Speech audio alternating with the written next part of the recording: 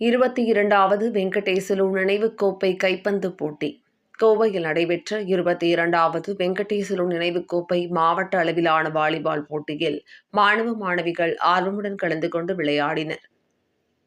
கோவையில் 22வது வெங்கடேசலு நினைவுக் கோப்பைக்கான மாவட்ட அளவிலான வாலிபால் போட்டி சுகுணா ரிப்பி மெட்ரிக் மேல்நிலைப் பள்ளியில் நடைபெற்றது.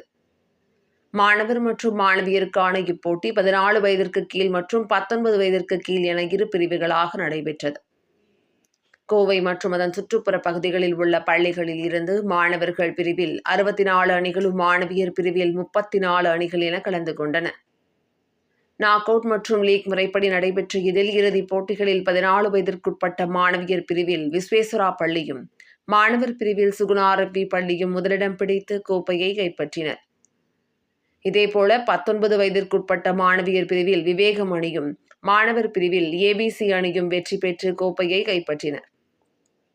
தொடர்ந்து நடைபெற்ற பரிசளிப்பு விழாவில் சுகுணா குழுமங்கள் மற்றும் கல்வி நிறுவனங்களின் தலைவர் லட்சுமி நாராயணசாமி கலந்து கொண்டு வெற்றி பெற்ற மாணவ மாணவியர் அணிகளுக்கு பரிசு மற்றும் கோப்பைகளை வழங்கி கௌரவித்தார்.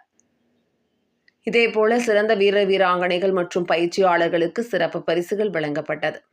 இந்நிகழ்ச்சியில் பள்ளி தாளாளர் சுகுணா லட்சுமி நாராயணசாமி, சாந்தினி என்.எஸ். குமார், பள்ளி இயக்குநரும் முதல்வருமான ஆண்டனி ராஜ், தலைமை ஆசிரியர் லீனா நிரோசின், நிர்வாக அலுவலர் உமாராணி உள்பட பலர் கலந்து கொண்டனர்.